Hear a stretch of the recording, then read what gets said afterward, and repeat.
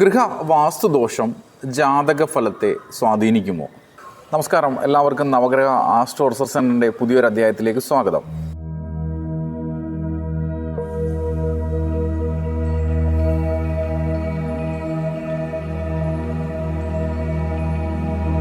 നമ്മൾ താമസിക്കുന്നത് ഒരു വാസ്തുദോഷമുള്ള വീട്ടിലാണെങ്കിൽ അത് നമ്മളുടെ ജാതക ഫലത്തെ കുറയ്ക്കുന്നതാണ്.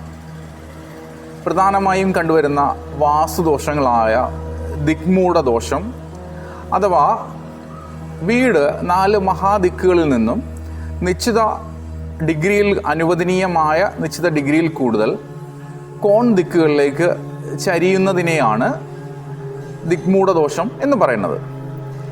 അങ്ങനെയുള്ള ദിക്മൂഢദോഷം, അതോടൊപ്പം തന്നെ ദേവാലയങ്ങൾക്ക് അടുത്ത് വീട് പണിയുമ്പോൾ അത് വാസ്തുവിധി അനുസരിച്ച് അല്ലാതെ പണിയുമ്പോൾ, അതായത് ക്ഷേത്രത്തിലെ ആരാധനാലയങ്ങളുടെ പ്രധാന പ്രതിഷ്ഠയ്ക്ക് നേരെ ഒരുപാട് ദൂരെ അല്ലാതെ വീട് പണിയുക, ക്ഷേത്രത്തിന് വളരെ അടുത്ത് ക്ഷേത്രത്തിൻ്റെ പരിധിക്കുള്ളിൽ ക്ഷേത്രത്തെക്കാൾ ഉയരത്തിൽ വീട് പണിയുക തുടങ്ങിയ ക്ഷേത്രങ്ങളുമായിട്ട് ബന്ധപ്പെട്ട ക്ഷേത്ര ഭൂമിയിൽ വീട് പണിയുക, അതോടൊപ്പം സർപ്പക്കാവോ മറ്റ് ക്ഷേത്രങ്ങളോ വെച്ചാരാധനകളോ നശിപ്പിക്കപ്പെട്ട ഭൂമിയിൽ വീട് വയ്ക്കുക, അതോടൊപ്പം വീടിൻ്റെ അകത്ത് അനിഷ്ടസ്ഥാനങ്ങളിൽ ബാത്റൂമുകൾ വരിക, മർമ്മപീഡാദോഷങ്ങൾ ഉണ്ടാവുക, ഗൃഹത്തിന് പുറത്തെ ഉപനിർമ്മിതികളായ ബാത്റൂമുകൾ, കിണറുകൾ, സെപ്റ്റിക് ടാങ്കുകൾ ഇവയൊക്കെ അനിഷ്ടസ്ഥാനങ്ങളിൽ വരിക തുടങ്ങിയ രീതികളിലുള്ള വാസ്തുദോഷങ്ങൾ മൂലം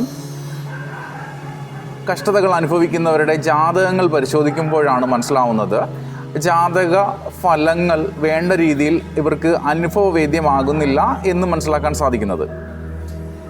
എന്നാൽ ഗൃഹവാസ്തുദോഷത്തിന് ഏറ്റവും ഉത്തമമായ പരിഹാരം അതിൻ്റെ ഘടനയിൽ, സ്ട്രക്ചറിൽ വേണ്ട മാറ്റങ്ങൾ വരുത്തി അത് പരിഹരിക്കുക എന്നുള്ളത് തന്നെയാണ്. ഗൃഹവാസ്തുദോഷത്തിന് മറ്റ് പൂജാതി കർമ്മങ്ങളും വഴിപാടുകളും വേണ്ടത്ര ഗുണപ്രദമായൊന്നും തന്നെ കണ്ടുവരുന്നില്ല. വാസ്തുദോഷം അതിൻ്റെ സ്ട്രക്ചറൽ കറക്ഷൻ നടത്തി അത് പരിഹരിക്കുക എന്നുള്ളത് തന്നെയാണ് നമുക്ക് ഗുണകരമായി കാണുന്നത്. എന്നാൽ വാസ്തുദോഷമുള്ള വീട്ടിൽ താമസിച്ചിരുന്ന ആൾക്കാർ അത് പുനഃക്രമീകരിച്ച് കൃത്യമാക്കുകയോ അവിടുന്ന് മാറി താമസിക്കുകയോ ചെയ്തതിന് ശേഷം അവർക്ക് വലിയ പുരോഗതിയും ഉയർച്ചയുമൊക്കെ ഉണ്ടായതായും കണ്ടുവരുന്നു. അപ്പോൾ ഇതിൽ നിന്ന് നമ്മൾ മനസ്സിലാക്കേണ്ടത് നമ്മളുടെ ജാതക ഫലത്തെ വാസ്തുദോഷം സ്വാധീനിക്കുന്നുണ്ട്. അത് വേണ്ടത്ര ജാതകഫലം ഗുണപ്രദമായി ലഭ്യമാകുന്നില്ല എന്ന് തന്നെയാണ് മനസ്സിലാക്കേണ്ടത്. അപ്പോൾ നിങ്ങൾ ഗൃഹം നിർമ്മിക്കുമ്പോൾ അത് ഉത്തമമായ വാസ്തു നിയമങ്ങൾക്കധിഷ്ഠിതമായി തന്നെ നിർമ്മിക്കാൻ പരമാവധി ശ്രമിക്കുക. വാസ്തുശാസ്ത്രം ഒരു തട്ടിപ്പ് അല്ല, അത് ഒരു വിശ്വാസമാണ്. അതിനെക്കാട്ടി അതൊരു ശാസ്ത്രം തന്നെയാണ്.